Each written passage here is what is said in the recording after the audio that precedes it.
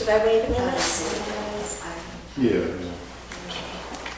Well, in the meantime, let's go back to your names again. Christy, Todd? Jody. Jody. Not Todd. Okay. Todd. Todd. Oh, that's Todd. Okay, well, there was a Todd, okay. And then Jason, well, you know Jason.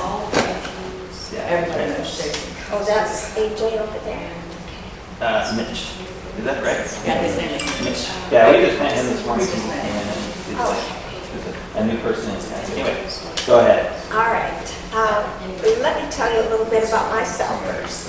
I have been in economic development for a little over 25 years. Most of my career was in the Phoenix area in Arizona. I've been in Texas for 8 years. And this is the 4th community I have served In Texas. in Texas, yes. Texas has a very different system for economic development. It is unique. We have, through action of the legislature, a particular senator and representative of the state legislature put through a bill that created the Economic Development Corporation Act. And that is, as I say, unique to Texas. And all the other states are at a disadvantage as a result of it, which is why we do so well with economic development. Because we empowered this, through that bill, we empowered the small cities to be able to perform economic development. It is, I think, the main boon to our strategies. It has been phenomenal. And I was just reading in that little handbook, for every dollar invested in economic development at the local level, $82 is returned. That's pretty phenomenal, isn't it? Yeah. Yeah, that's darn near 100 to 1. So it was very wise of the legislature to do this. As a result of that, we have the ability as communities to take a vote to the public, asking them if they would like to allocate no more than 0.5% to economic development out of their sales tax. Has nothing to do with property tax, it's all sales tax. And that's the way the EDCs are funded. Now, you are not probably at the point where you want to formulate an EDC yet, because that will have to go through a whole process, and you really just want to get going with marketing, is what I understand at the moment. But in the future, I would suggest you consider that. And also, I noticed that you only have a 1% local sales tax. So you actually could add 1.5 and then have an EDC. It would be easy for you because you aren't at that threshold yet of 1.5. 1.5 is all a local community can do. What's the reach of how far that sales tax would be applied in terms of what area? Just within the city limits. City limits. Yeah. So only businesses within the city limits. Exactly. And as a result of that, your city limits being pretty small, that's why I suggested maybe for now, you want to just do a lot of marketing. Marketing is kind of the mainstay of economic development. Economic developers are the only ones who are in city government who have to bring in money. Everybody else spends it, but we have to bring it in. And that's a big job. We have help. Most of us have a board. In your case, you would want to formulate some kind of a public-private partnership, I think, would be best. If you could have people from the city, maybe from the county, kind of hard to tell because the county's sort of out there right now, getting in this new person. Who is your supervisor? Come on, her new is our judge. Talking about our commissioner, Precinct 3. Magnus? Thanks. Yeah. Oh, it's Magnus? Okay. Yeah, Jerry Magnus is a good guy. Yes. You might be able to get participation from the county, with your group of people. If that's difficult, at least you would have the city, the chamber, and interested business people. You would be doing something similar to what is done in communities in Arizona. And in some communities in Texas as well. For instance, in Denison, they don't have a regular EDC, they have the Denison Development Alliance. And so it's a little bit different. But most of us, virtually all of us, have an Economic Development Corporation. The public-private partnership formula is normally, as I said, city people, someone maybe from the county, and business people. I know it sounds odd to say that business people will want to bring in more business, but they do. If they're good business people, they're not worried about competition, they're not worried about city growing. They know that it's not about the size of the pie and keeping your little slice. It's about enlarging the pie. That's what you need to do. And I think you will find your business leaders amenable to that when they realize how much money, $1, $82, I think they would be comfortable with that. I don't want to spend too much time talking at you. I would prefer to speak with you. So I've given you a little bit of an overview, and then I will tell you about marketing and some of the things that you do in order to market your community. But then I'd like for us to have a dialogue and really discuss what you're thinking about, what your questions are, any comments you have. First thing you need to know about marketing is it is not promotion. The best way in lay terms that I have heard marketing described is promotion is selling something from the shelf. Marketing is determining what to put on the shelf so that it will sell where you are. And that's what our job is. It's true marketing. It begins with research. I spend more time on research than anyone would imagine. We are very fortunate now because we have that little button in Google. And that makes such a difference. We used to have to do economic development. I didn't have to do it for more than a year, I guess, but we used to have to do economic development by searching through things and trying to find things out. Now, it's all at our fingertips. So if we want to look into a corporation, we can go into their, what I do is go into their investors section and just find out everything about them. If you want to look into a private company, it's a little more tricky, but then you can go into their press releases and then you can find out about that. So there are many ways that you can determine whether or not something that you want to put on your shelf is appropriate for your community. When you start your research, the first thing you need to know is your own place. You have to have a solid understanding of all of your stats. You need to have your traffic counts, you need to have your population, the densities, which aren't going to be high here, the household incomes, everything to do with attracting a business or a house builder, whatever you are trying to get here into your community.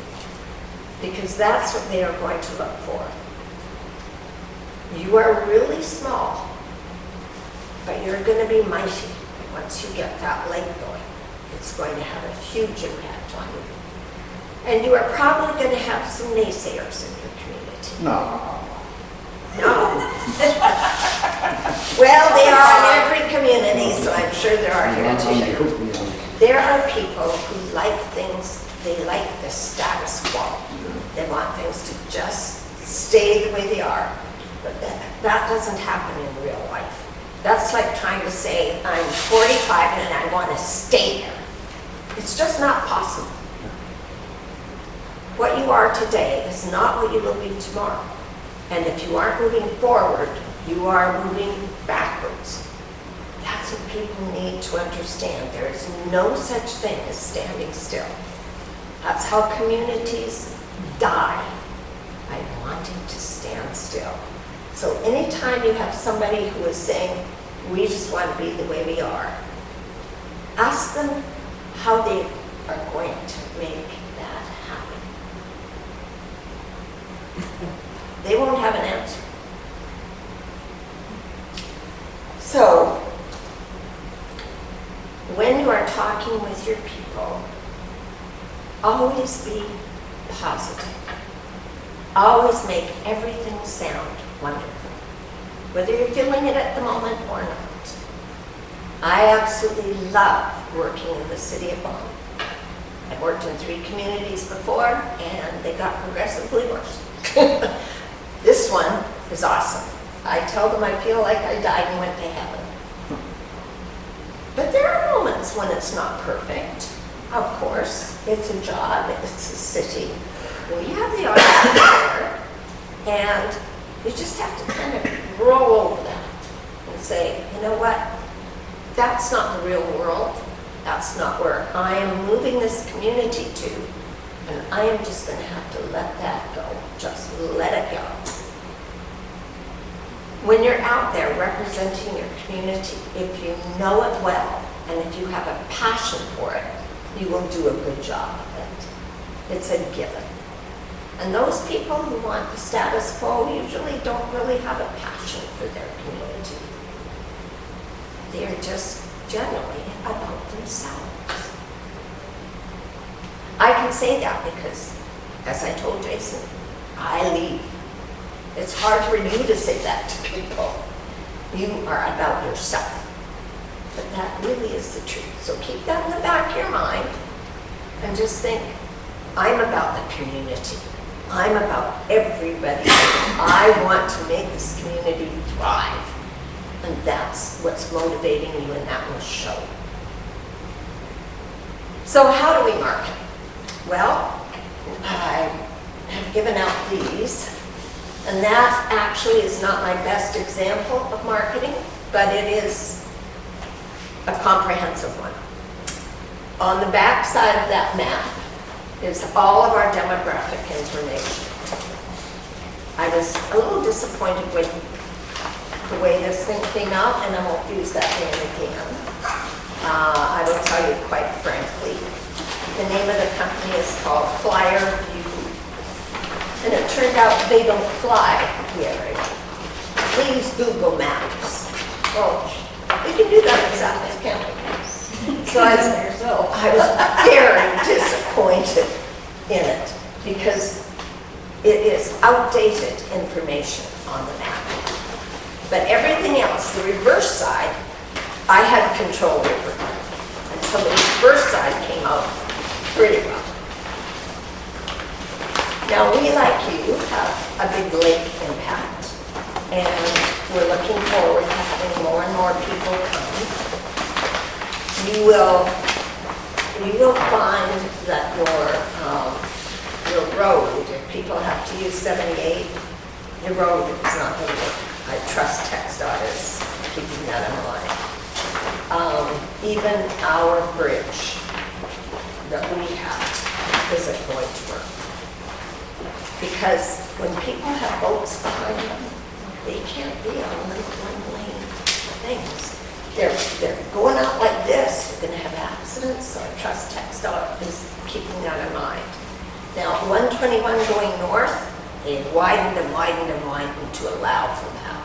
And that's finished important. by today, actually. All the construction's gone. Pardon me? All the construction is gone as of today, for sure. So, yeah, it's all done.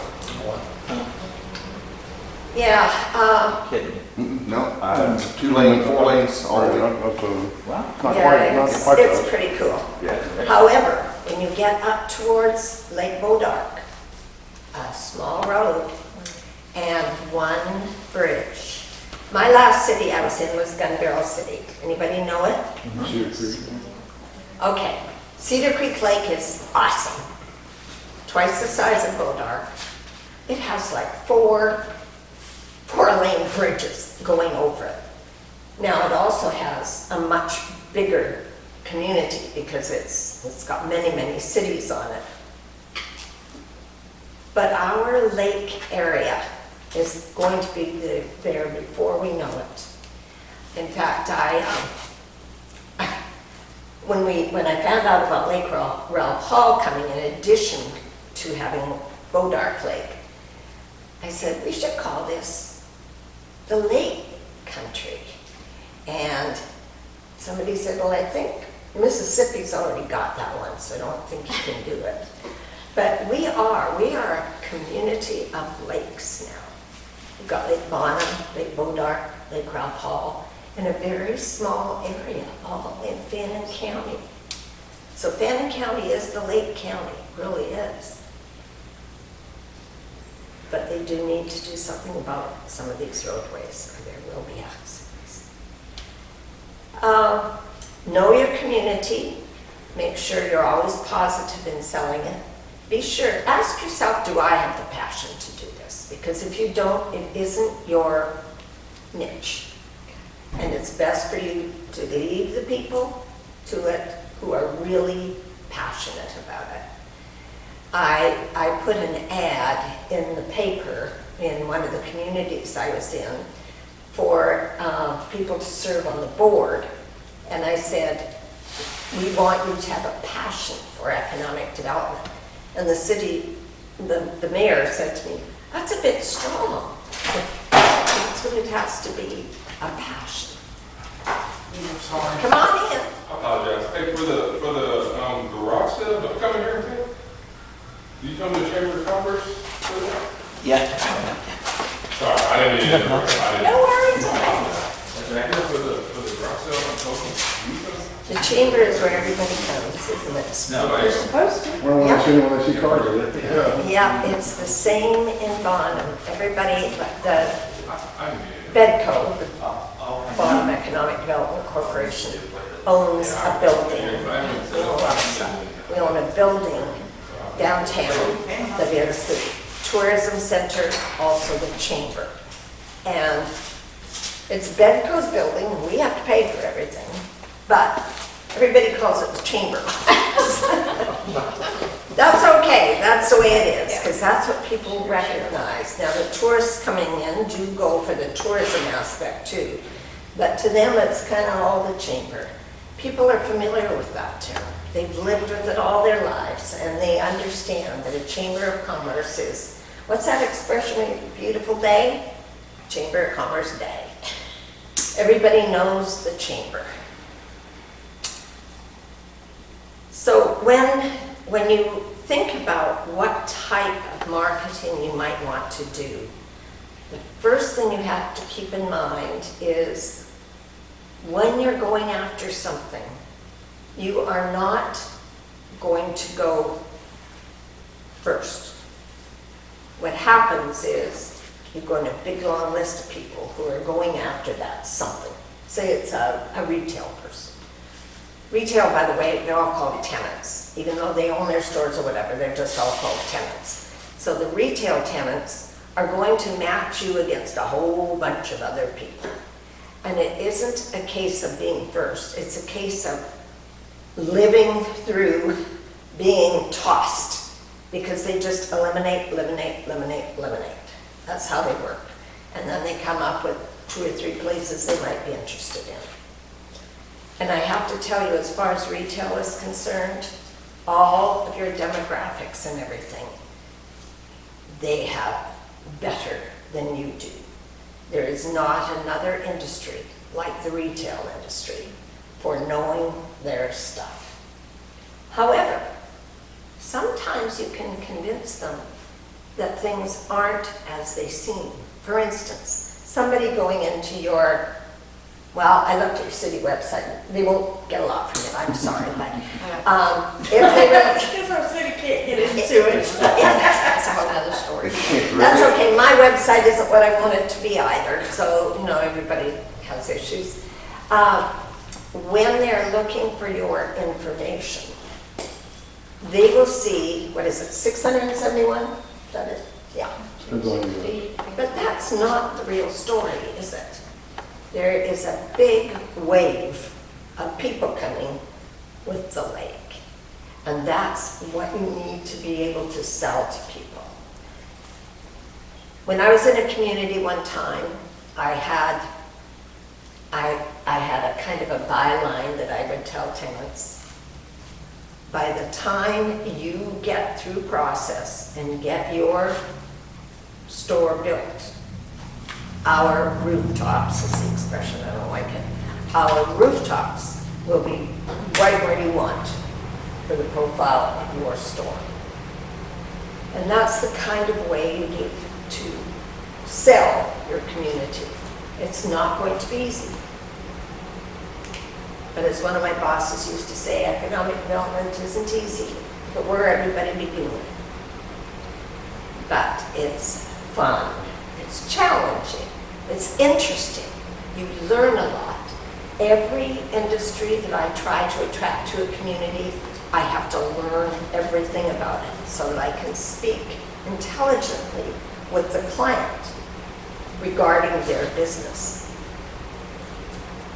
I think if you are to go after, I don't know, something, do you have a dollar store? No, Pardon me? Dollar General. Yes, Dollar General, okay. And you have a restaurant? yes, ma'am. Yeah. Is the restaurant well attended? Yeah, Hey, you're right, yeah. It's it's good. okay. Yeah, for the size of the town, it's pretty well done. That's good, that's good. Support your local businesses. Encourage everybody to support them. The dollars within your community, just keep recycling. When you go to, well, even the dollar store, those dollars go to corporate. They don't recirculate within your community. So you can get a local mercantile or something going, that's a benefit to your community. There are ways that you can help small businesses. And I wish I had brought the information with me. But there is a small business development center here. I guess it's actually it's Grayson, so it's really technically Denison, Sherman, right at that break. The gentleman there, Luis Rodriguez, is very knowledgeable. I have worked with SBDC, Small Business Development Centers, in several communities, and a lot of them, they are a waste of time, I will tell you quite frankly. This man knows his stuff. He is really good. And he happens to be a PhD, which is very rare for these people. He visited with me just yesterday, day before, regarding somebody who is looking at doing business in Bonham. And it was not your normal somebody, here's something for you to know. Some small businesses, all they're doing is buying themselves a job. That is not what you want. When you're going to support a small business, it has to be somebody who knows what they're doing. That's where the SBDC comes in handy. So this gentleman brought somebody who is, brought to me, not literally, but brought to me a client who is from California and looking at doing two things in Bonham. Now, how do people in California decide on Bonham? Although I'm not crazy about it, it's not all I want it to be. I have asked clients 2 or 3 times, how did you feel about the website? And they all say it gave me the information I needed. So it may not be all I'd like it to be, but it is giving them the information they need, and that's what matters. So he brought me these people, and I thought, wow, in fact I said to him, You are the first SBDC person who is really going to be an advantage to me. And I am so delighted that I can recommend him to you. Had he not happened to come in the past couple of days, I wouldn't know. Now, they will help your small businesses. They'll help them put together a business plan, help them figure out how they're going to manage their businesses. And the most common one you're going to get is people wanting to start a restaurant. Restaurants fail 4 out of 5 because somebody can cook, figures they can run a restaurant. It's sort of like a carpenter with the tools thinking he can build a bridge. It just doesn't happen that way. You have to know what you're doing. You have to have business skills. One of my roles when I first started in economic development, a long time ago, was teaching small business classes. And we had about 50 people every month who came to the Phoenix Library and learned how to start a small business. It was in the evening, available to everyone. And one of the things we would tell them is, first of all, you have to have an accountant, you have to have an attorney, and you should have a payroll person. They would look at me and we'd say, no, don't say you can't afford an attorney and you can't afford an accountant. You can't afford not to have them because you need to be focusing on your business.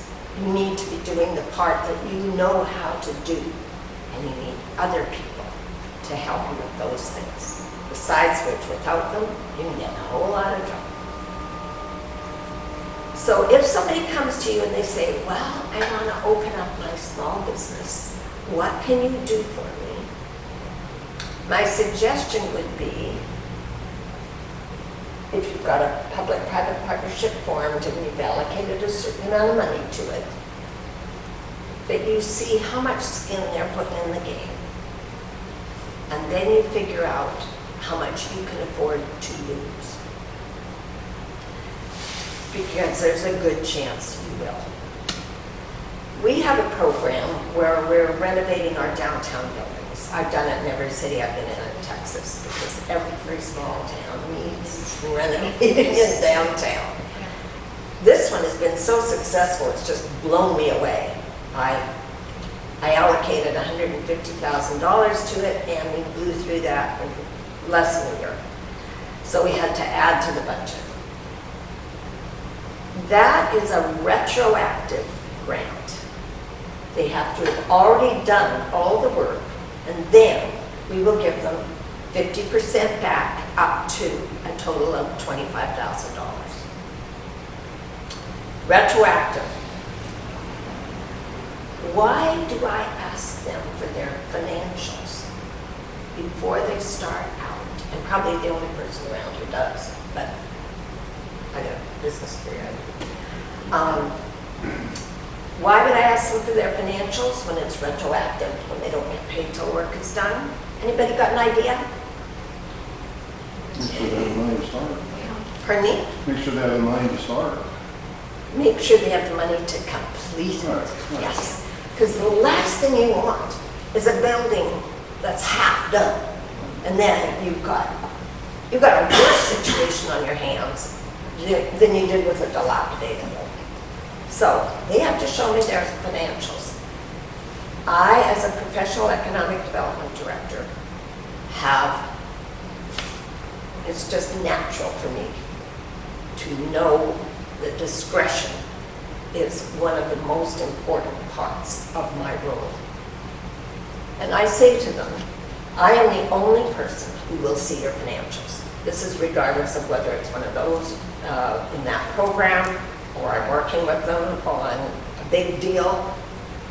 I need to see their financials, and I make it clear to them. I will be the only person who sees these, not even the people on my board, because the people in the community don't need to know your financial business, but I do. because I am going to put myself on the line and go for you, help you.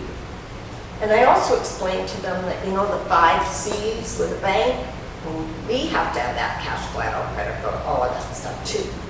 Except we need it even more so because we aren't lending you money, we're giving you money. And it's public funds that we're giving away.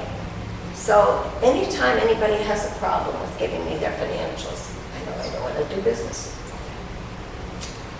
I'll tell you a cute story, just so we can have a bit of a break. By the way, can I get some water? Thank you, Jan. Ms. Cooper. She's the easiest one for me to remember. I was meeting, this was in a fairly large community here in Texas. I was meeting with a gentleman who was thinking of bringing his business to this community. I won't say the name of it.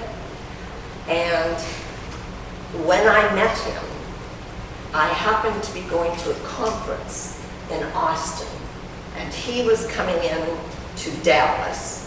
So we decided we would meet in Dallas before I went to Austin, rather than him coming all the way to my community, which it turned out he was doing anyways. Thank you. It's not called. Oh, thank you so much. It's fine. Anybody else? When I talk, I have to drink water. Thank you. Sorry. There's that too. It's lively. Yeah. So I'm meeting this gentleman, and I'm prepared. Oh, and my assistant was with me, and I am prepared to tell him my rules. Have to see your financials. Have to know, stuff about your background and so on. Because of course we don't get any names before we're meeting with our people. We just want to meet with you very confidentially. So I am meeting with him.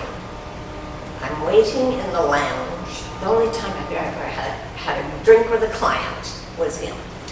I am waiting in the lounge, Terry and I, waiting for my client to come.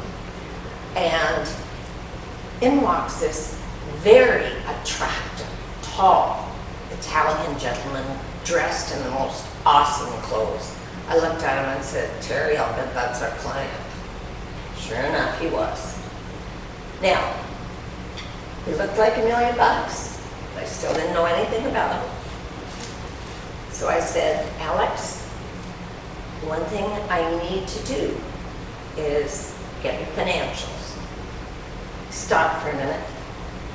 And he said, I'll show you my company financials, but not my personal financials. I said, well, that's exactly what I want, just your company financials. Okay. Here's a man who some people in his position might have said, you've got to be out of your mind. I have more money than your entire city, which he did. And you're asking to see my financials. But no, he's a big businessman. He knew I was doing my job. He was very respectful. Turned out he had multiple race cars, private plane, several homes, villa in Italy. But I didn't know that. So I still needed his financials. And do you know what he did? Here's an example of a good business person. He not only sent the financials to me, he put me in touch with his accountant, who was in a different city, copied me on the email and said, this lady would like to see our financials. Give her anything she wants. Really successful people, unless they're terrible people, some of them are, but really successful people won't give you a rough time. It's the people who really don't know what they're doing who will give you a rough time. That was just a fun example for you. Amazing man. Spent a lot of time with him. So, when I meet with people, I tell the story. You have to have your story down flat. It's called the elevator speech. You ever heard that expression? Yeah. A couple of minutes riding down an elevator or up an elevator, and you have to tell your story, bang, like that. So you need to know it. When I first came here, one of the first things I did was to Bonham. One of the first things I did was go to ICSC. That's the International Council of Shopping Centers. It sounds like it's shopping centers. It's not. It's everything to do with retail. It is huge. ICSC is in Las Vegas every year. Fortunately, I don't have to go there anymore because Dallas has everything I need. They do a smaller show here. Las Vegas is a nightmare, I have to tell you. We have 30,000 people, and you're fighting through literally 2 baseball fields of exhibits.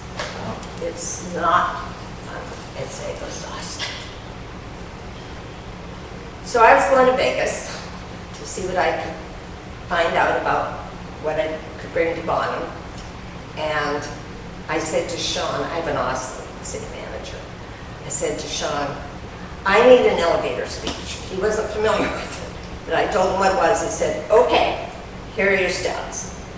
And I was so unfamiliar with the community. In fact, I started in February and this was May. So, you know, I didn't know a lot about this community. And I wasn't living in it at the time.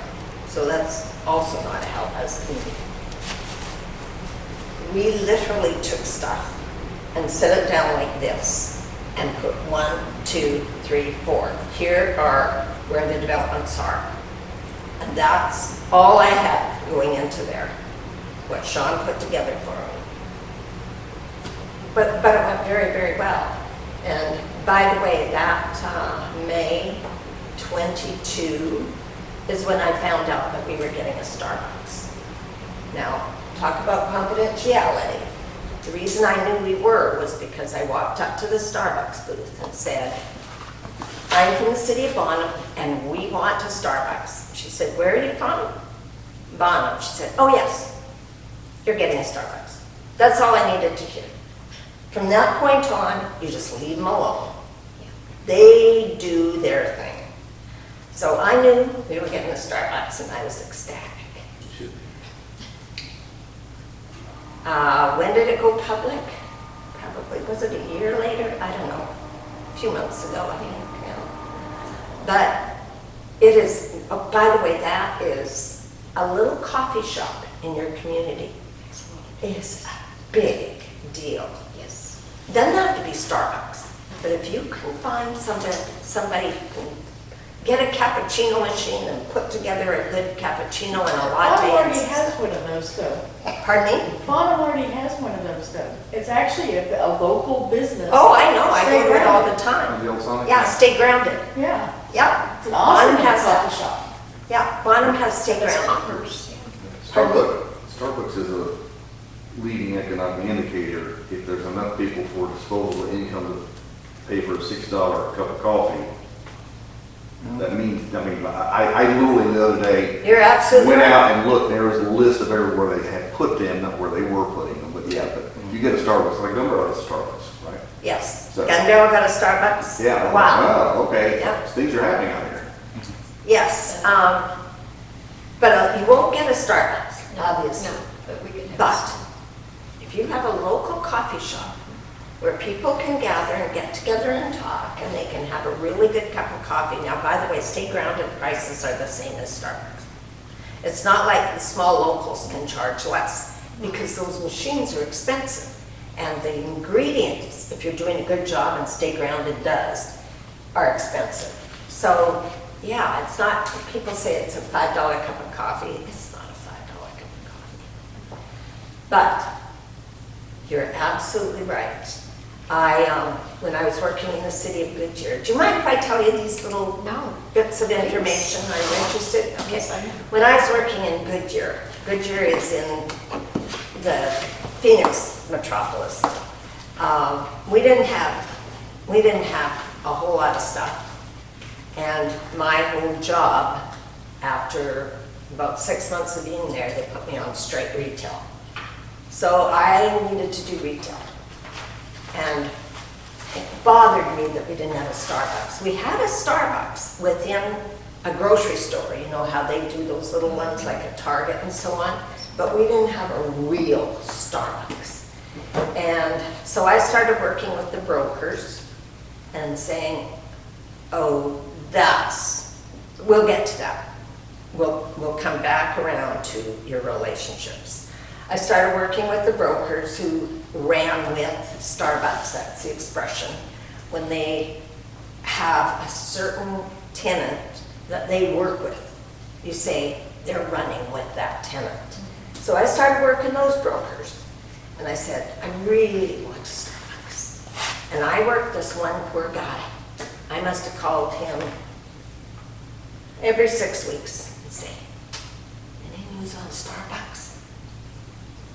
One day I did not live in Goodyear, and I had to drive, across the valley, which was a nightmare, to get to Goodyear. On my way, I called them and said, you know, I have an 8 o'clock meeting this morning with somebody that I'm trying to pull in, and I would love to be able to do it at a Starbucks. And he said, Gayle, with any luck, in about 10 months you're going to get your Starbucks. Oh, wow. I about cried. I was so excited. And believe it or not, they put a letter in that Starbucks, a letter talking about when you bring in the Starbucks to Goodyear. That's how important it was to that community. The letter was up for a long time. It was kind of cool.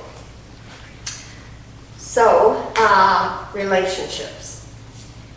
Get to know the people who work with the industries you're trying to pull into your community.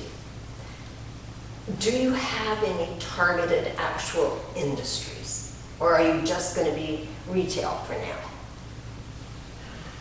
I don't think we have any targeted industries right now, but we had talked, sorry, Gail. That's We okay. had talked about, It's just coming off that windshield there. we had talked about some industry and stuff related to the surface water. You know, we talked about that a little bit, but, you know, that's going to take some time to get a treatment plant and things like that as well, but hopefully we can get them to help us put it together. But, yeah. Well, what I would suggest right now is you start applying for grants. Grants are abundant, especially right now, because as you know, our federal government is really concentrating on infrastructure. They want to see the infrastructure get in shape. We've been needing it for many, many years, and there are so many grants available right now. You might even want to hire a grant writer. Now, I don't mean put them on city staff, but for instance, there's Trailer and Associates that's out of Tyler. Is Tyler far from here? It's 2 hours, 3 hours. Yeah. It is quite a ways. You're closer to Dallas, really. Yeah. Okay. Well, there are, of course, other grant writers. There are lots of grant writers. And I could give you some names. Right now, I can only think of Trailer and Associates, but I know there are lots of them.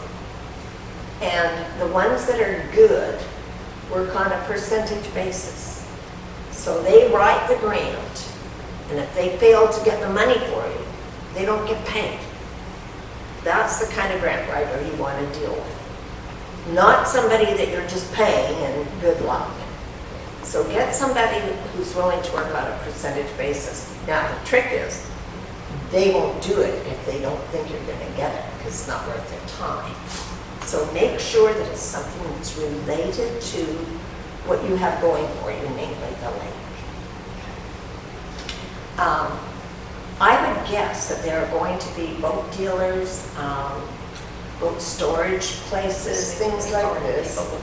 Yeah, the storage people are always sniffing around first, aren't they? Yeah. Don't let too much storage take up your good land. Well, they have rules. Pardon me? The lake has rules about what and where around the lake. Good. Just like Modark. They took Modark's documents and just changed And just the did it name. over again. It's It the same- looks like It's the it's same exact reason. I printed them out and I looked at it and I thought, It's an awful lot like ours. Exactly. Yeah, well, it is true though. If you have something that is gonna work, you don't need to reinvent the wheel. And that's something for you to know when you're putting together your partnership. Look at how other people have put theirs together. You don't need to start from scratch. We borrow all the time. We borrow back and forth. I have had a couple of people since I've been doing these grants say, will you share with me what your grant looks like? Well, of course. I mean, it doesn't affect me if another community wants to do a downtown improvement grant. And if it did, it's probably somebody within the region. And one part of your region benefits, the whole region benefits. That's, by the way, why I'm here. Because I don't just work for the city of Bonham. I work on behalf of this whole county. And it's important to me that everyone do well. Very important. We are the anchor city, just as Gun Barrel City is the anchor city on Cedar Creek Lake. Weakest city charter I've ever seen in my life, and not in great shape, but it is in hugely good shape for retail and restaurants and tourism in general. Really, really good shape. So I think I've kind of covered it. I told you to do your research. I told you to know your place, know your, in formulating your relationships, somebody needs to belong to ICSC.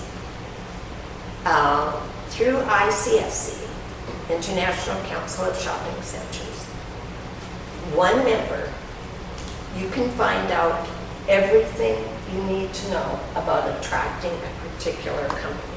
All of the contacts are right there, unless there's somebody who does not want to expand.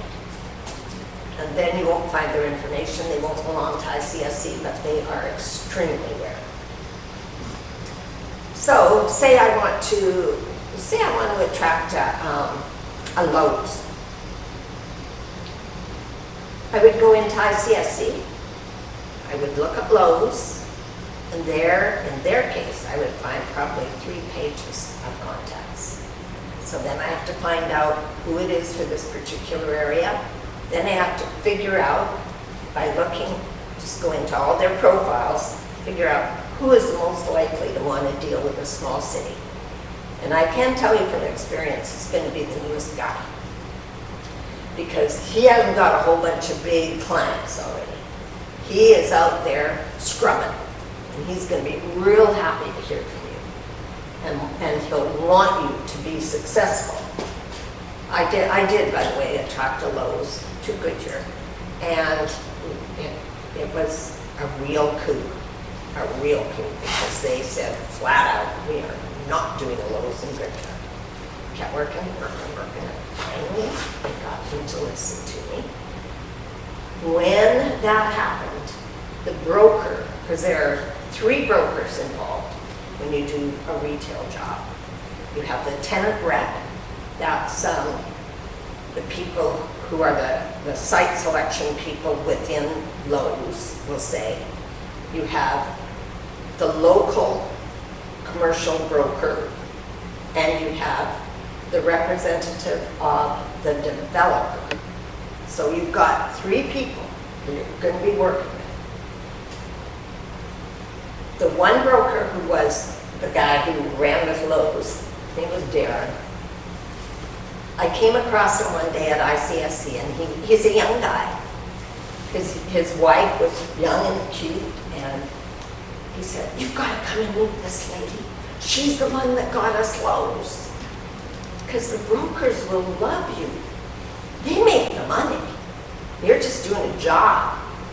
He probably made $40,000, $50,000 out of that deal. 10% of the lease is what it is. They do very, very well. So they want to work with economic development people if they're people who know what they're doing. If they are people who haven't got their act together, it's nothing but frustration for them.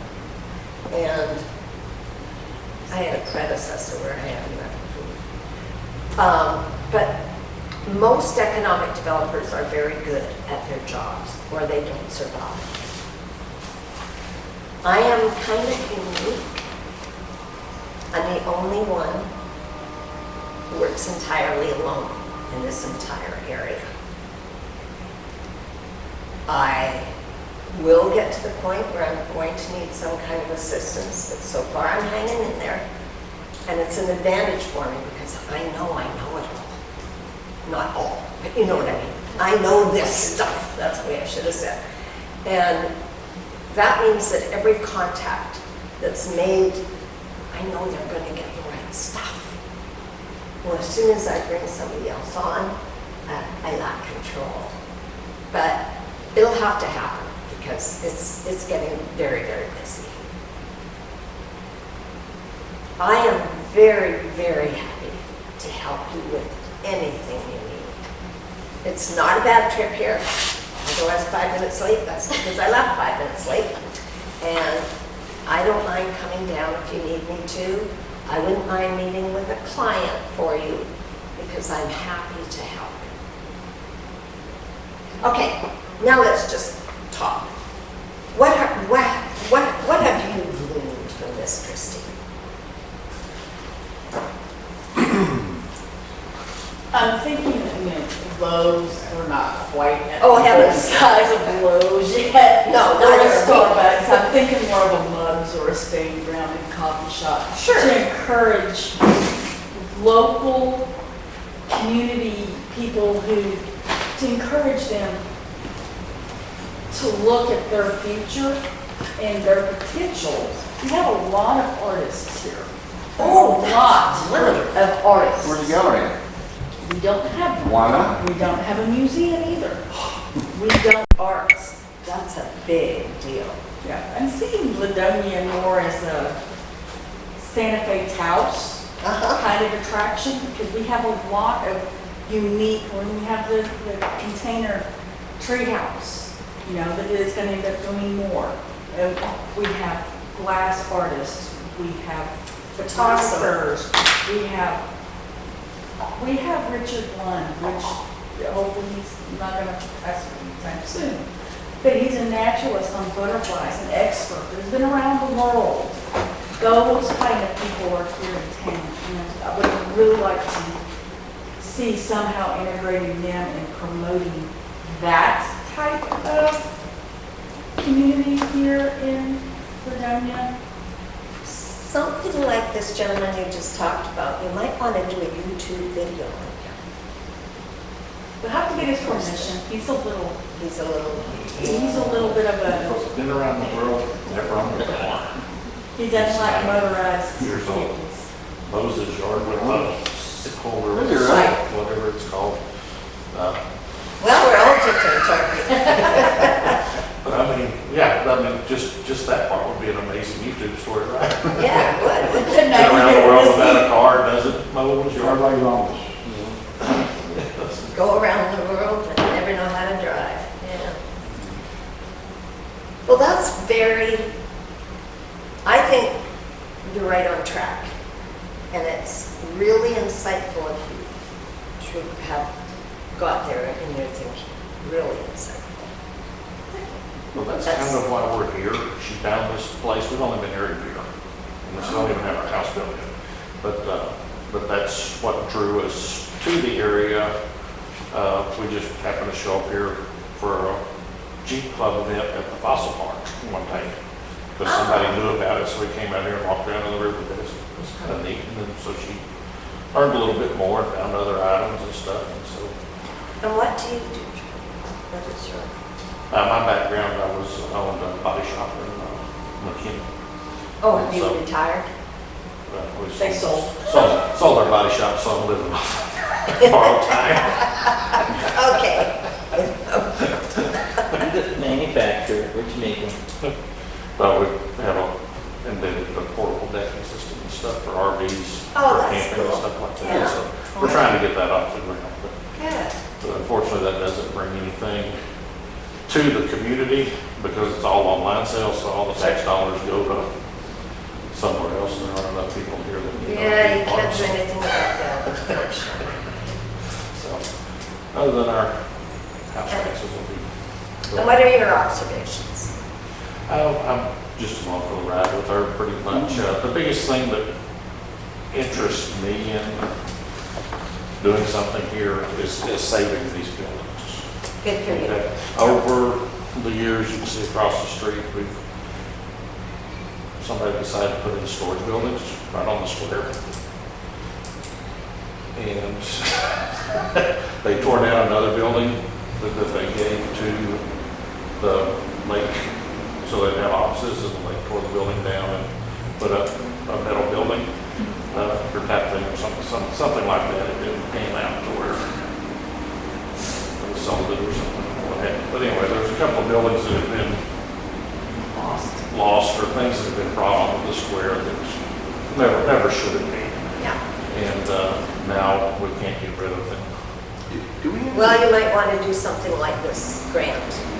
Obviously, it's not been easy for you to afford $25,000, but you could maybe do 10 and on a retroactive basis. Okay. You have Steve? a question? Well, does the city have pictures of what the old square looked like? Yeah. Yes. Pretty cool. Let me guess, they're on the website you can't get to? Well, there's a lot of them recently on Facebook. They're actually on my on Facebook. On your Facebook page? We have a lady that is posting 20 or 30 pictures a day from that she's finding. I don't know if they're from her husband's old really? stuff or something, but yeah. Just in the last couple of weeks, actually. But yeah, so Yeah, I mean, since he City mowed, Hall is like a 3 or 4 story building. Yeah, You it know, was It gorgeous. was? Yeah. It burnt. since this gentleman here took care of her yard and everything and brought her back into the community, she was very standoffish, yeah, from when I think when her husband died, I think she didn't get the support or whatever she felt she needed. And apparently withdrew because we didn't even talk to her. And he comes out, helps her get her yard together. Now she's on Facebook, she's socializing with everybody, she talks to us some now. And he made a big difference in her life, by the way. Forget to mention that too. The stuff you're doing is making a major impact. Turned into a weekly thing, and what's one time thing, and now it's every We week. saw that. Yeah, that's it. Hey, you mow the yard? Hey. And we're up to like 10 yards now, we're doing it every week, Steve has an interesting story. Yeah, just tell me what your observations are. I'm and an the landscaper, I'm retired, I'm an engineer, work Which for myself, civil. Uh-huh. Work for myself, I do just a couple projects a year, but I came out here probably 10 years ago. My dad is actually the one that started the Upper Shenandoah that's doing the lake here.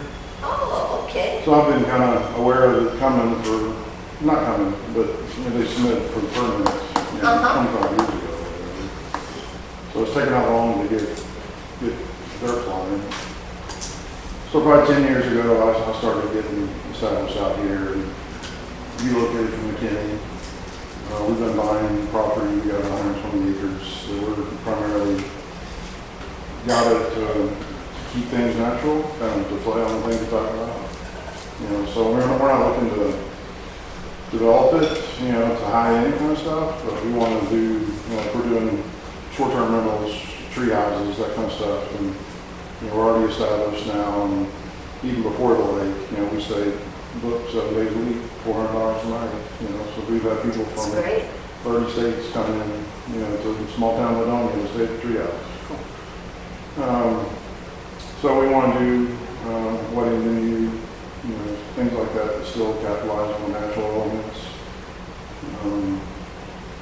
And we're here for the community, we're not looking to make a quick buck. We already had people trying to buy the tree house, and we said, no, we want to do this. And we bought houses in town, restored houses in town. Originally, that's what my plan was, is to buy a house in town, restore it, rent it, and do the next one.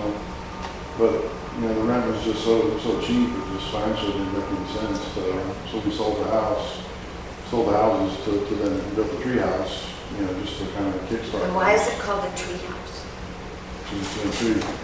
To what? It's in a tree. I mean, it's supported by a both our tree. Really? Yeah. Yes, this is Awesome. a drawing. So it's well, there it is it's on the cover of the book, you know, out of Spain. So, Wow. so that came out probably a couple months ago, 2-3 months ago, out of Barcelona, Spain. So it's made out of shipping containers. That's our first one. We plan on building 3 or 4 more. It's beautiful. That is amazing. So we just did that to kind of get established, and we'll probably start the next one by next year or so, just to kind of get in position. And we've had somebody at Bodart Lake want us to build 10 for them up at Bodart. So he wanted to buy ours, and we said no. He said, okay, we can build 10 for me up at Bodart, you know, on the south side of the lake. So that'll probably be a little business too. We'll see if we do that. Yeah. You know, like you say, I'm not afraid to build for my competition, because I think it's healthy, you know, for Yep. everybody. So I'll just see if I have time to do that on top of, you know, building my own. Yeah. But we're just here for the benefit of the community. I mean, we're not, you know, there are some in town that are, you know, that are in it for the quick buck, but that's not what we're trying to do. We're trying to improve. We see this, I mean, all there is potential almost for the town. You know, it just seems like we're been at the bottom for a while, and it's going to move pretty quickly. But some of my thoughts are, you know, in terms of economic development, you know, the chicken and the egg. You know, you got rooftops and you got commercial. Well, I mean, some of the rooftops aren't going to come in. They're probably going to come in because of the lake, but commercial is probably not going to come in until there's enough rooftops to support them. So that's kind of the, you know, what do we push first, and, you know, more small town That's, business type stuff. that's where we have some avenues to actually bring in the numbers, or update the numbers. We have the trail, Sure. marketing wise. Yeah, We have, you know, if we take care of that and we right. progress on that, we can bring those tourist numbers up. We might not have the actual rooftops, but we can use those numbers definitely for the commercial, to bring in commercial while we're building the rooftops, is what my thought process I mean, is. but You small know, we really commercial. have- It's small, yes, definitely. I mean, I'm not talking, you know, another Supreme Beef or anything, but as we grow, to be able to add the small commercials for that sales tax base that we so badly need, as well as promoting with, you know, Dallas. There's great avenues in Dallas to bring people out here for day or weekend events, to promote the possibility of more VRBOs, more, you know, more places to stay. The Harvey Hotel up here, you know, your place. We have a lot of citizens that have property here that they've let go, but if they have the opportunity to create a VRBO or a rental, short-term rental place, that can bring them some income and possibly get them to have some community respect, I guess, or just to care for the community and to keep up with the stuff and help pretty it up. Well, You like know. with the wedding venue, if you had a wedding venue that was up and running and doing as well as your treehouse, you probably wouldn't have sold those houses you restored in town because you'd have them booked. Right, that's kind of what the treehouse, you know, have the treehouse, Right, you know, have catering, and it's all, there's a lot of right, things. exactly. We can have caterers here, food Yeah. trucks here on town, you know, and have those kind of businesses that are also part of the chamber. So when the chamber does decide to do Frontier Days or the Eclipse or any of the events that we want to do, we have that bank of contacts that are eager and willing to do in, you know, oh, heck yeah, y'all are doing something, heck yeah, we're gonna be out there. Y'all attract a lot of people. Right. But there's a lot of things to come, and you know, some of the things that we're having a challenge with and working with, you know, the city themselves is to capture as much of that development that's going to happen. I mean, literally in the next 2 or 3 years, whether we want it or not, it's going to happen. And how much of that is going to be within the city, and how much of that is not going to be within the city, and And how do we, again, capture as much of that as we can for our tax base, for property tax base, and that turns into sales tax base, you know, from people in the area. You probably want to begin, do you have do you know what an ETJ is, extraterritorial jurisdictions? Do you have It's one only half that mile extends towards Yeah. the lake? Yeah, it's not very big, because we're a small town, so you can only go like a half mile or a mile or something outside the city limits, and the city limits haven't changed in many years, you know, because it's all voluntary. That's why we're trying to get in a position to be able to annex any new development Right. that's within the ETJ, so we can then immediately extend the ETJ. Yeah, if you can keep extending your city limits, that's where your advantage is going to be in being able to take. And what kind of, you know, as an economic development corporation, what are those elements of leverage that you have to encourage new development that's within the ETJ to become part of the city? Well, economic development isn't where that happens. Well, I know, but you're familiar with that process. Yes. And it does, as of a few years ago, it has to be totally voluntary. Right. Do you have your own water supply? Yes, yes, ma'am. Yes. Be careful when you cover that. Yes, ma'am. Okay, yeah, go ahead. That's big, because that's how you can entice them to come into your Is city. the tape on? If you will not give them access to the city water without them coming into the city limits, that's how you make it happen. What'd you say? Could you say it again, please? If they can't get city water without being in the city limits, that's how you get them to voluntarily annex. And once someone, like say it's somebody along Highway 34, once someone along Highway 34 annexes, if they are out here Right. and they're doing the development and they say, we want to be part of the city because we need city water and services, once they have done it, then you can take along that road and annex those. Right now, we have strip annex down 34, you know, pretty much all the way across the bridge. You know, I'm surprised to see limits go. I'm not sure if our water service, though, goes across the lake. I think we're only on the south side. It probably, Mostly south. yeah, it probably doesn't go across the They have a map over there. Right. You know, our CCN, I think, is only the south side of the lake. You know, city limits go north. But that's good, that's great. Some small cities don't own their water. And you're the bigger advantage for what you do. Now, can you question Howard? There used to be a beautiful sign, and I was going down, I forget which one. But when I was going down, probably 78, I guess, there was a big sign that said Ladonia. 34. Yeah, that was up here before. It's right where the lake's there now, but Small city, big future. Yeah. That's it, yes, I like that sign. Yeah, and we've got more of those. What happened to it?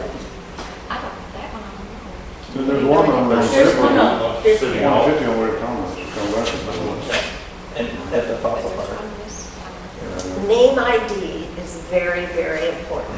Before I was in economic development, I was in politics, so I know a little bit about name ID. The more you throw out your name, the more people will remember it. I like your logo, by the way. I like the way you've done that with the lake effect. That's very nice. Put that sign back up, because I noticed it and I thought, where's Ladonia? I didn't even realize I was in Ladonia when I was looking at it, because I had never heard of it. You know, it's a very small town, and I would be driving by and I always noticed that lovely sign.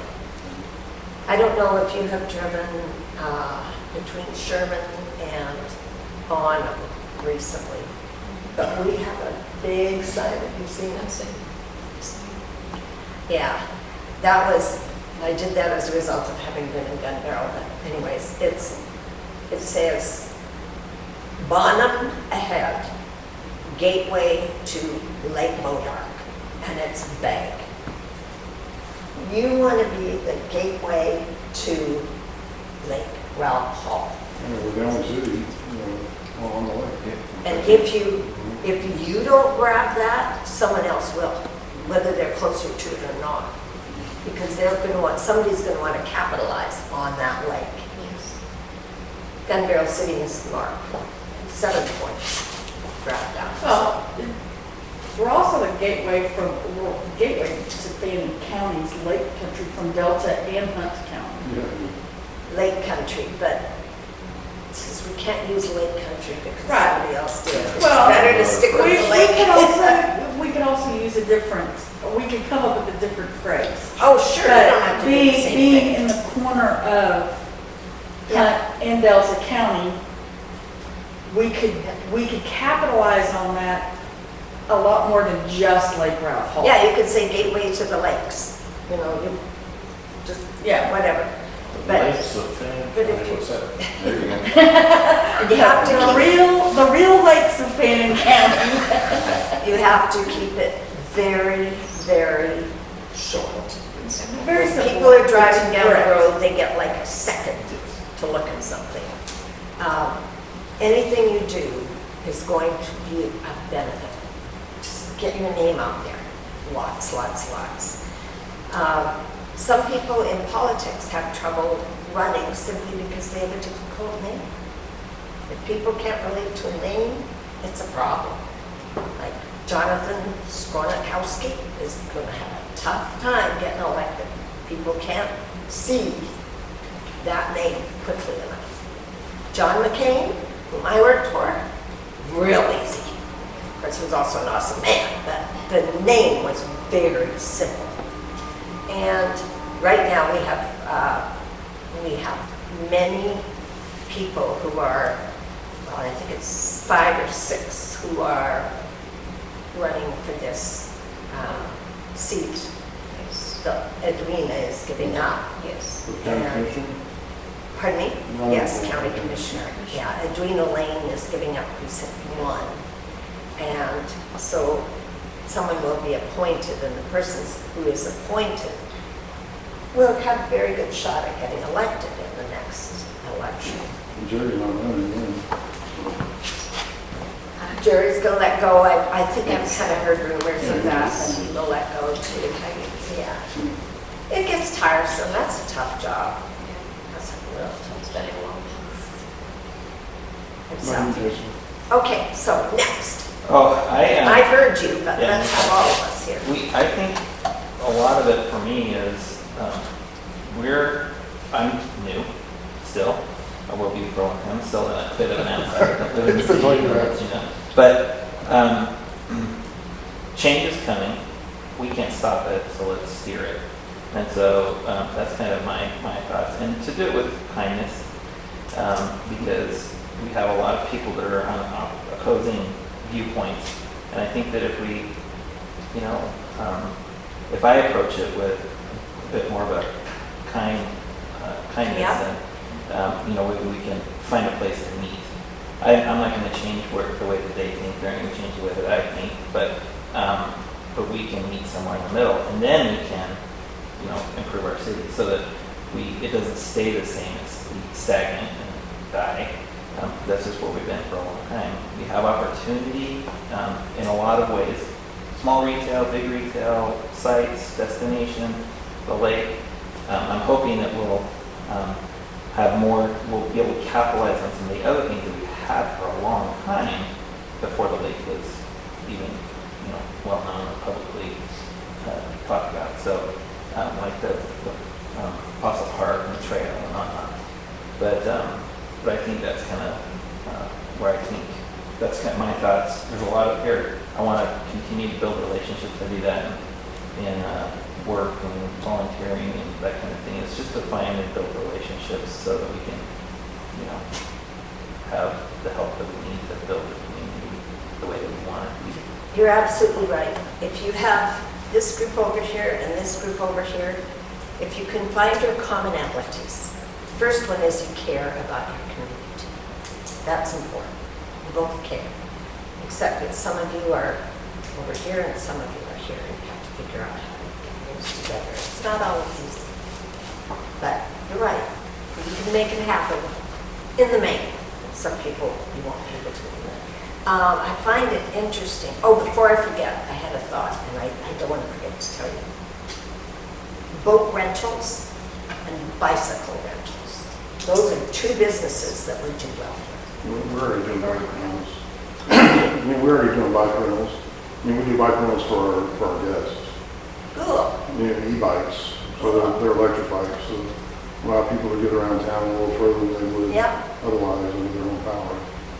And now we got the trail going across the bridge, ultimately across the lake. So that'll be, you know, ideally connect that to the town. Right now, it's kind of disconnected. Yeah. You've seen the map, right? Yeah, You know, with the trail thing.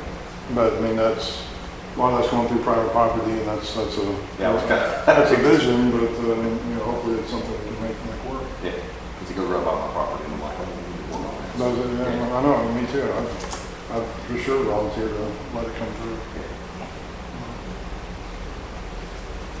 Anything else, Jason?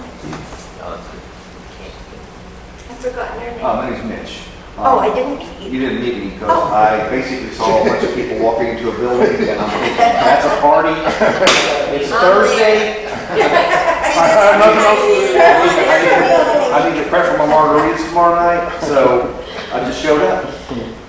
Anyway, so, Crash in the park. yeah, so I grew up in Arkansas, about 2 miles from a town just like this, out in the middle of nowhere, and like everybody's talking about, I see a lot of potential. I bought a lot here, specifically, so I'm gonna get it rezoned, maybe do some tiny houses for Airbnbs, like what you're talking about, what you're doing. Because it's right there on the trail and it's a mile from the lake, Yeah, which is exactly why I bought it. And I've got a few other ideas that may or may not work out, but anyway, but I see a lot of potential around here, you know, there's some, you know, kind of depressing areas, but there's some not depressing areas.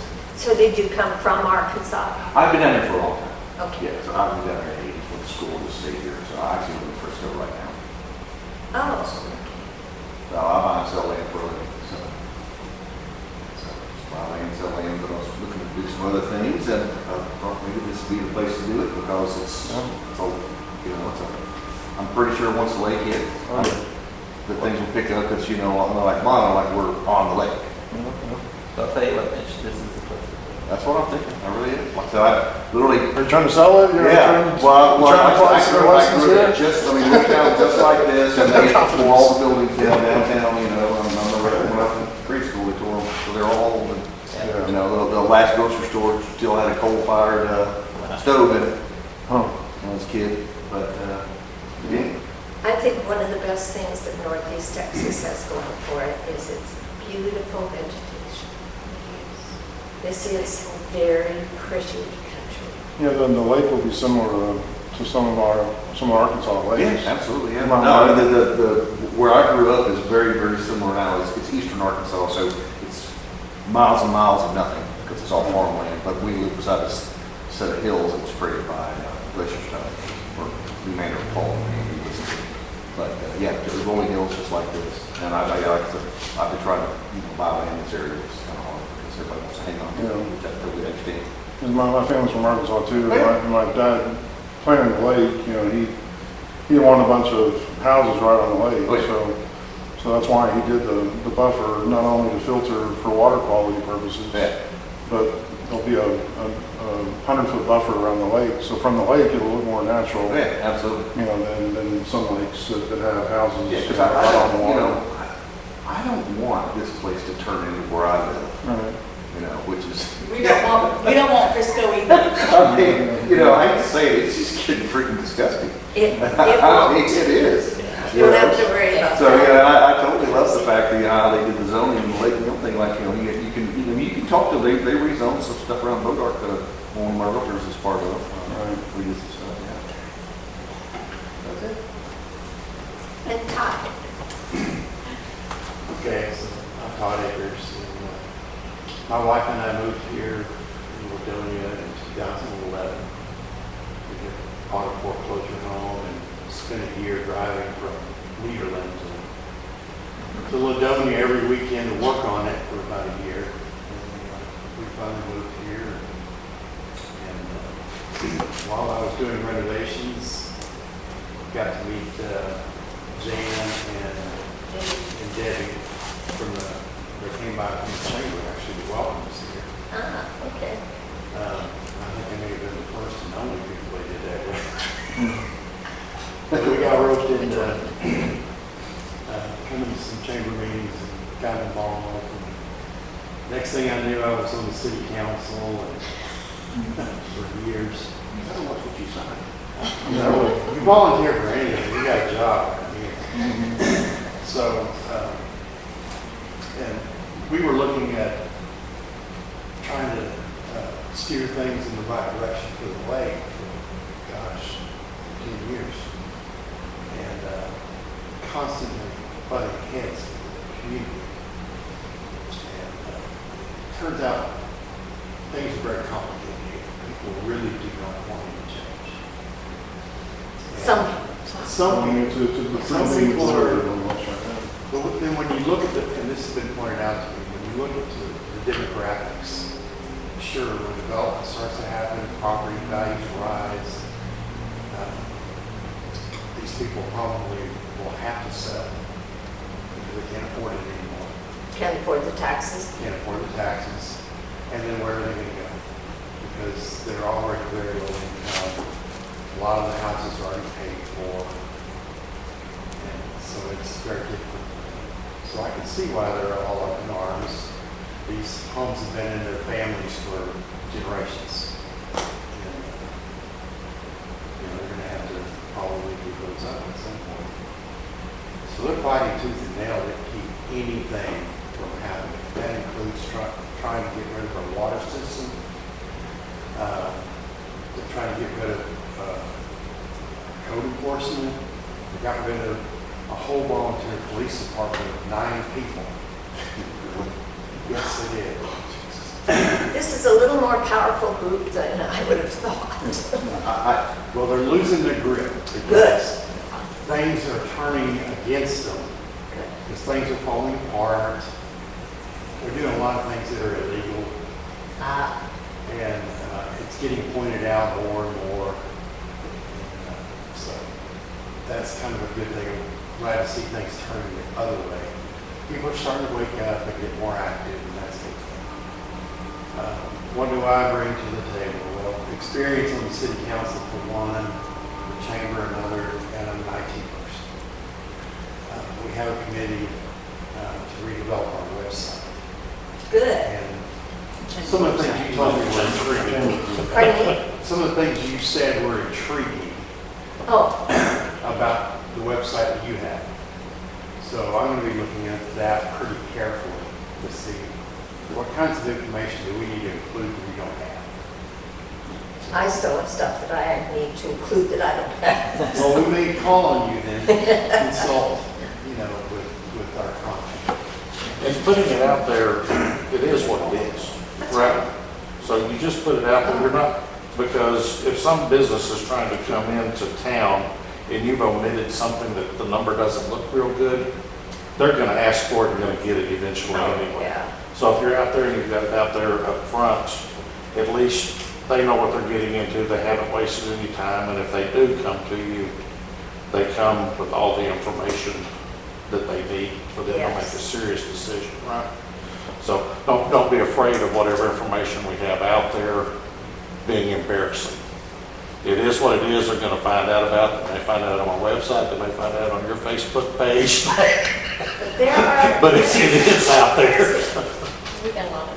There's some really cool things here. And I don't know if you're aware of this, because you don't really necessarily study demographics, but I do. And the youngest people, Gen Y, I think it is, are into experiences. Very much so. So what you have to offer here is what the youngest people are looking for. So gear your website towards that. Try to establish places where young people are going to be drawn to. The young people have a lot of money to spend as long as they have a job. Some people came out of college and it's going to be forever before they get one. And they're unrealistic about their expectations of pay. But those who do have jobs are earning a lot of money, and a bunch of them are still living at home. They have no overhead, and they just go out and do their thing.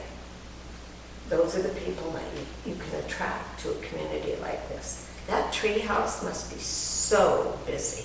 I can imagine that it would do really well. You need to build a couple more. Anything you approve to the city.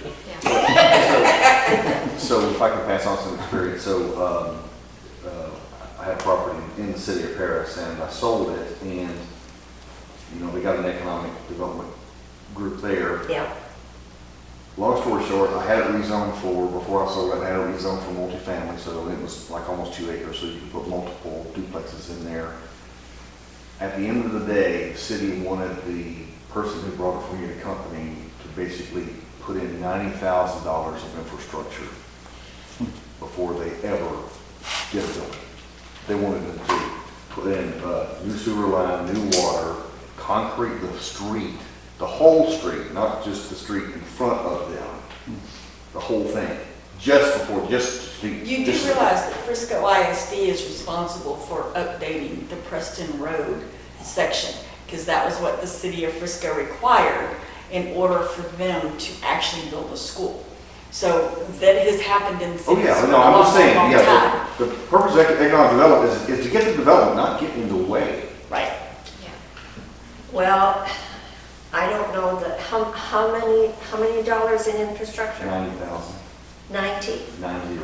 Well, people don't understand just how expensive infrastructure is. Well, I totally understand that, but you don't penalize somebody for trying to, it's a black part of town, no development has gone in there in years, and that's why I had it rezoned, and they were gonna do that, but they wanted to more or less concrete, not paved, concrete, quarter-mile road.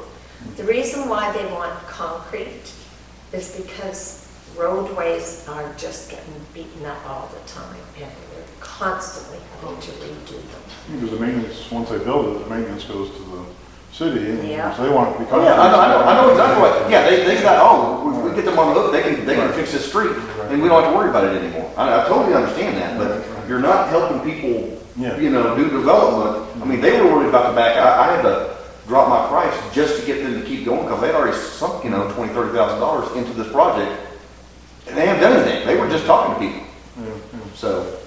Yeah, it is hard. It's very, very hard to run a city.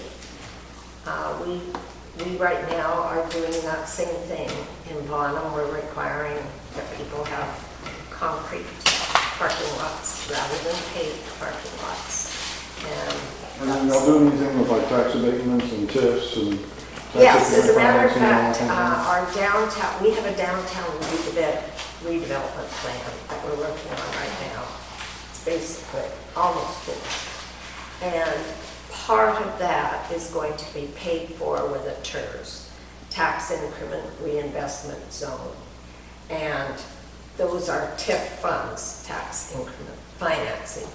And that is going to, right now, we don't know what will happen with the county, but if it goes well, both the city and the county will be willing to put 50% of the escalating taxes, escalating only.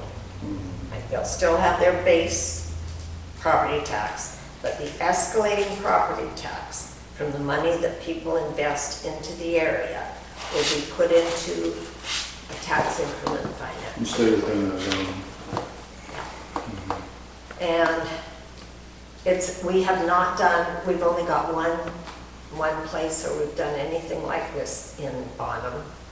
Actually, it wasn't even really TIRZ. So this is a big learning experience for our city. And because I am from the only state in the union that does not allow tax increment financing. I was not familiar with it, so in my second city, I had to start learning about it. And it really is very simple once you look back on it, but it's complicated.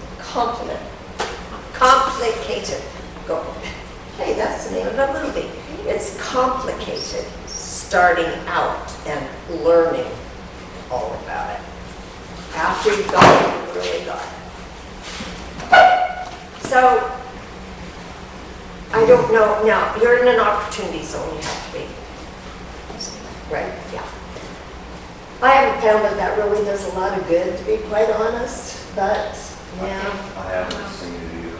So, no, some manufacturing takes advantage of an opportunity zone, but they're generally really big manufacturers that Bonham ain't gonna get, you know, so.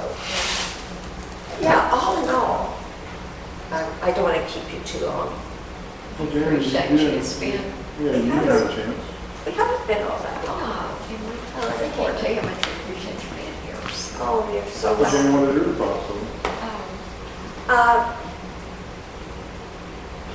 Shoot, I was about to say something, I looked at the time and I lost my train of thought, but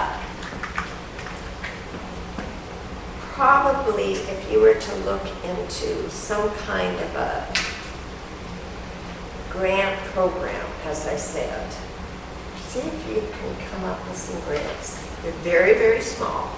By the way, because you're so small, you can do anything you want. If you're an EDC, if your board decides they want to do it, they can do it.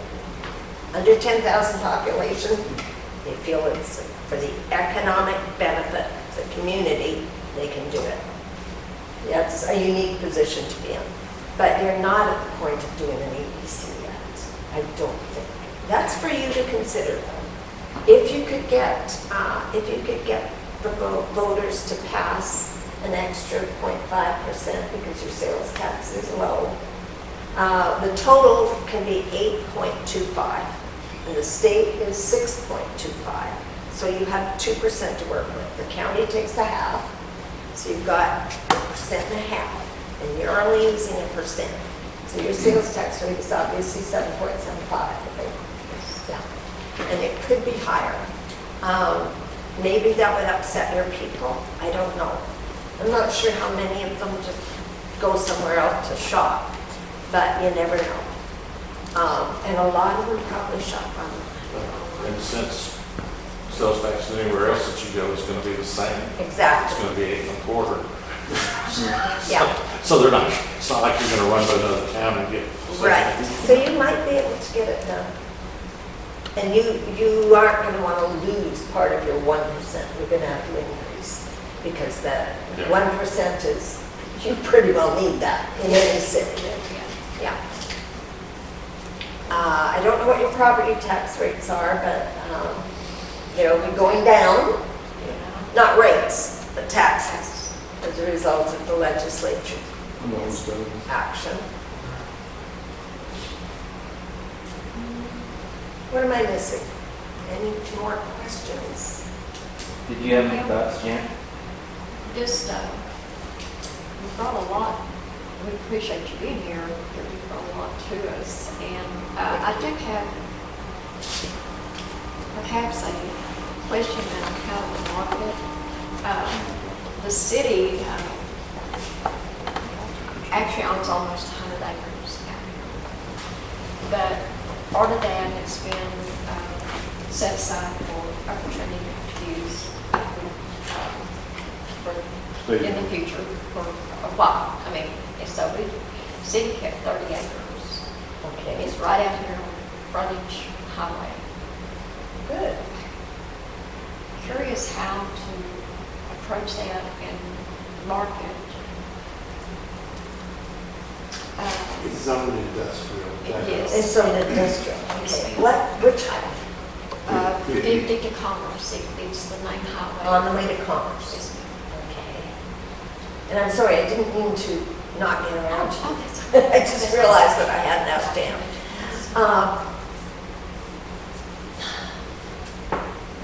If I were you, I would always make your freeway frontage commercial. Yes.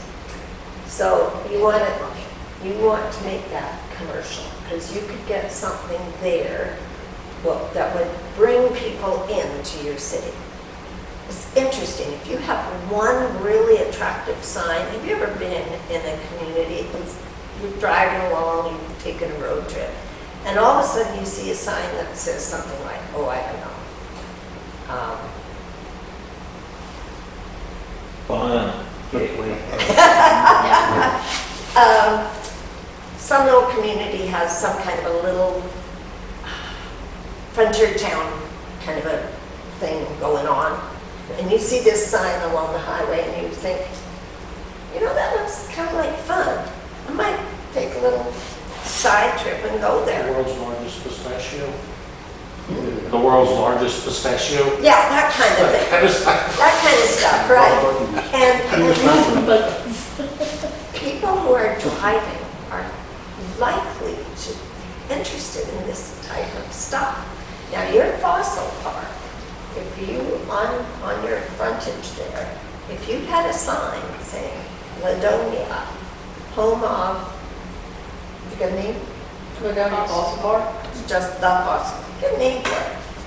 And put something fossil park there, and people might go, wow, I've never been to a fossil park.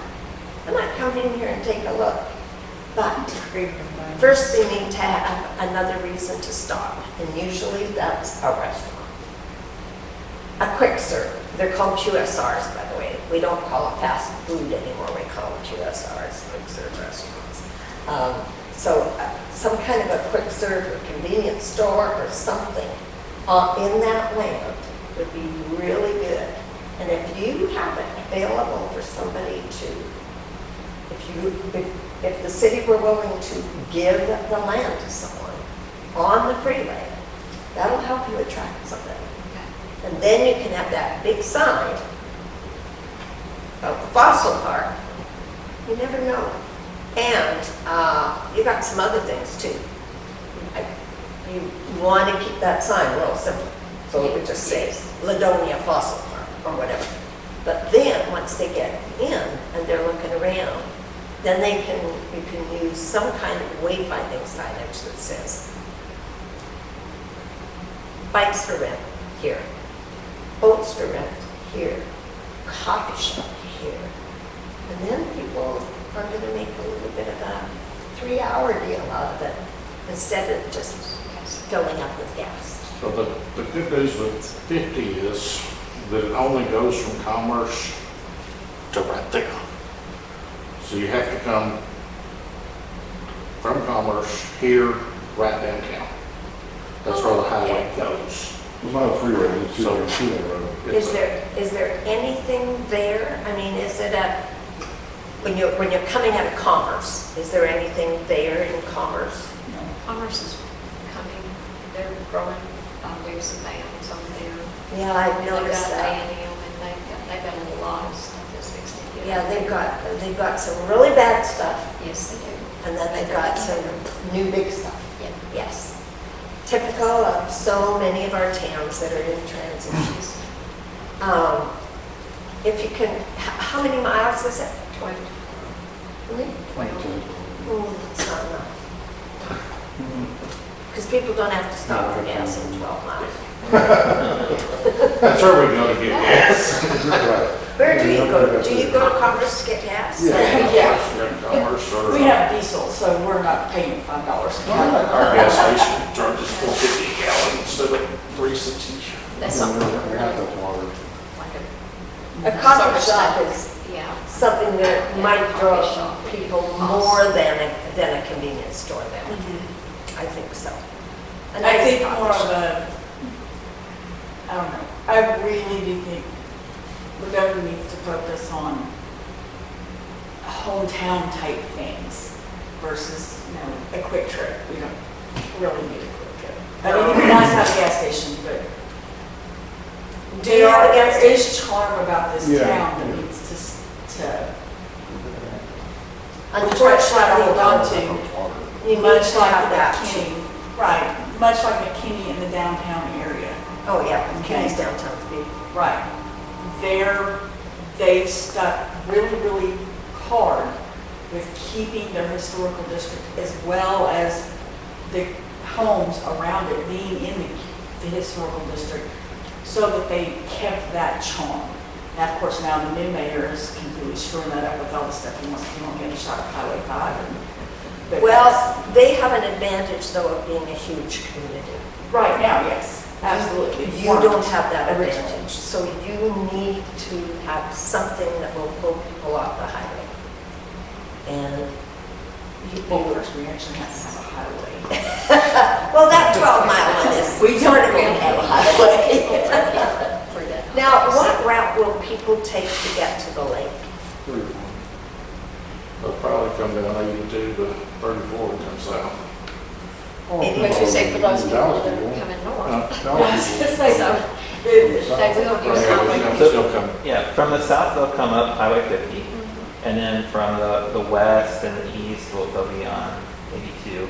I mean, 'cause they've got, Well, they've got, yeah, if you're coming from 121 Melissa area, you're gonna be coming up 121, 34, 11 and 34. Right. 75 to 121. so we've got three So different we've got ways. Yeah. several different directions. And you're probably going to find a lot more people will come to you via 121 than 82, because when they're on 82, they're probably going to go to Lake Bonham. Yeah.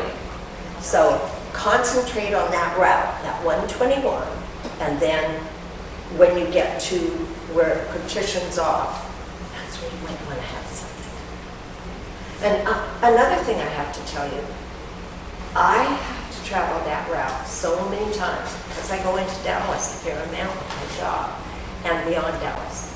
And it is really, really hard to get off and get gas. Really hard because the freeway is so big and 75, which is 121, it's hard. So if I knew there were a gas station in a little town and I could make it to there, I think that's where I'd be heading to. And it's interesting how people get used to that. There's, in Melissa, I believe it is, there's a, what is it called? Racetrack. Racetrack. I know where that is. And I remember I can get to Racetrack. So when people get familiar with something, if you had a coffee shop and a place for them to pick up their gas, you never know, you might get lucky. If you can get somebody to do it, that's the trick. Well, I wonder one of the interesting things I thought about is with all the development that's going to break loose, about the same time, you think there'd be an opportunity for hardware, building supplies, all that kind of stuff, because there's nothing really within, fix and feed is in Bonham, I don't compete there, but Bonham has 6 and feed, Commerce has 6 and feed, but there's a lot of need for that kind of stuff, and people would rather not have to drive 15, 20 minutes, somewhere. But also you've got an Ace Hardware store shortly before we left. They used to have an old hardware store. It was really convenient. They had paint and they had plumbing supplies and stuff like that, which is great for the community because you don't want to have to always run. And now with Granny's leaving, I've heard she's had those sort of supplies. That's But for the a home little builder, that kind of stuff. a home builder, absolutely. they're I mean, looking to for have bigger access, they don't necessarily have to have a lumberyard here, but to be able That's a good to thought. type. Just paint and the basic hardware stuff. Right. And you got people moving into a house for the first time. So I mean, there's gonna be all Renters. kinds of needs, in Always the wanna local do area. stuff. It'd be nice to have that available, for the first time or not the first Yeah. time, but new homeowners. Right. And one thing about it is people do not want to order paint online. So you know that you're gonna have the Yeah. people buying it here. you know. Well, that's a very good idea. That's a good thought, having a small hardware store. You might be able to get an Ace. Well, They're franchised, of We're course. not gonna get one, there's already one sitting in the Oh, there is one Tom that's with. Commerce. Oh. Well, so that's probably where your people are going. Yes. Okay. Yeah. Commerce is only 10 minutes away. Well, 15 who's minutes. that question? But do they have, It's 10 It's not, now. it's not. We don't even have a Costco here, remember? do they have a Lowe's or a Home Depot in Commerce? No. Oh, that's not They good don't? enough. Well, let me mention this. Would you roll the dice to drive to Commerce to see if Ace had it? Or would you just go ahead and go to Bonham or Depends on where. Paris? Yeah. No, but I mean, yeah, if you needed it, I've done that before where I'm just you're like, nope, I can't roll the dice on one there. But if it was here, would you roll the dice to drive from your house to here and then go to Paris? So, I mean, you gotta look at that aspect of it too. That's You right. know, I'm not going to Ace if it's 15 minutes away and then 45 minutes away from the base. Because we would go, we'd run into Van Alstyne and see if our Ace Hardware had any of the Anything stuff before we we left, had. just because one of the trying to Because we were support the 30 minutes away community. from, we were 15 minutes away from a Walmart, a super Walmart in Anna. But we'd always stop by our Ace. We'd always go there just because it was just so easy. I mean, So much easier. yeah. And if they had Yeah, it was- it, we supported them, yeah. and if they didn't, we didn't waste but 3 minutes. That's right. So Gail, that, do you have some examples of the public-private setup that you're talking about? I can get them for you. That would be great. I think to kind of see some examples of how that's set up, so we can maybe look at that as an opportunity to work on our marketing and kind of push things that way. And then there may be a way to bridge the gap too between yeah. some of the people of the city and, okay, we're looking to encourage that. Yeah. You guys, I mean, we're gonna do the work. Would you guys be a partner in that? Yes, now you're on city council, right? Jan. You're on city. So we've got two people here on campus. Just One one. already. Just one. Just Jan. He used to He's be, not, Oh, so just me right now. okay. but in May, three seats, mayor and 3 spots. 3 spots, yeah. Good. Four. Okay, well, work Oh, hard four, and right. get some Oh, really yeah, that's impressive true. people in those 3 positions. So, when I was asking about this property the city owns, we have nothing out there showing that that's available.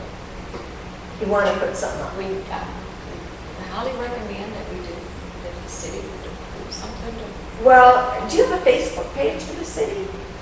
well, we will. I don't did, have a but- Facebook page for economic development because site selectors don't look at Facebook.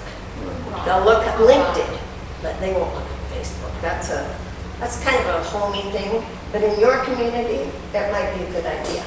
Because it is kind of a homey thing. It's more of a household thing. Yeah.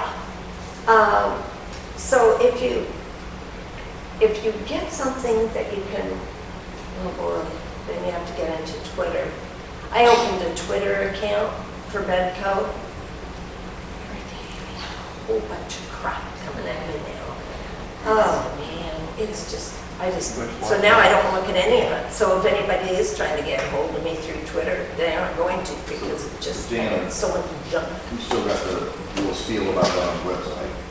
Not sure it's firm or not. Feel about the land or what? Yeah, Oh, okay. yeah, because you talk about how much water there is, where the Yes. water is and things, and you can bring it down, Yeah. stuff like that. Now, you don't say who's going to pay for that, but, it is on there. Yeah, but I was just wondering, people just coming through, if it, we've never put And I hate to, available, but. I hate to say this because one of you here is a broker, but you might want to listen with a broker. Because then, although you're going to give up a few percent, then you can put it on CoStar. CoStar is the big, free industrial, commercial, retail site. How long of a contract with this opportunity? How many more years is that? Usually it's like, 25. Yeah. huh? 25, 25 years. yes. For how many acres on it? I got 70 We have 70 acres on it? What were they going to do with it? Well, when they get ready to do the, what's that called, I mean, the pipeline and then Pipeline new and all extension, that. that's not 25 years. I mean, I don't know, that's it was a 3. lot. I think they gave themselves ample time to renew. Is the 25 years the extension period or they have the ability, they only They have have the like ability to 3, renew. renew up to 25? Yes. So the current contract is 5 or something? I think so. Yeah. I think it's About right. 10 10 left on the current contract. First, I don't know why I think that.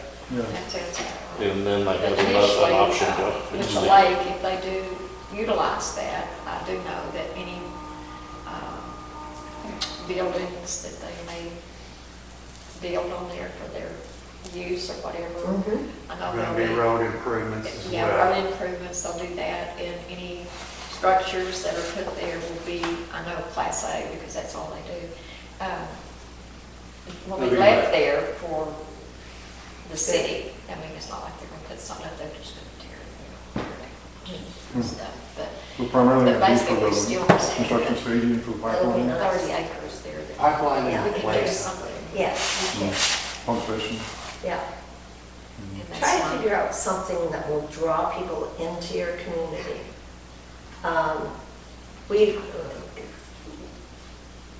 We have already noticed, that Starbucks sign is up there and it's high.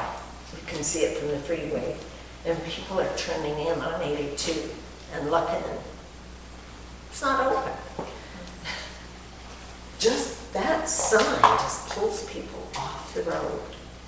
Well, it's the largest coffee retailer in the world, so it's a little wonder. But you know who's close behind, interestingly enough, in the US? Dunkin' Donuts. Yeah. Okay. Yes, Dunkin' Donuts. That's true. Well, Well, thanks for your we time. have. Oh, you're enjoyed so this. And I don't know if you want more of these, I brought a few more along. That'd be awesome, thank you. We appreciate your time. You are very welcome.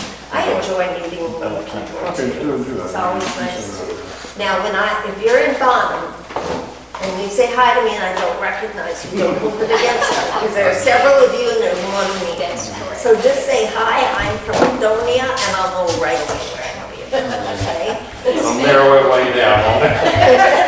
Only been there once, and met all these people.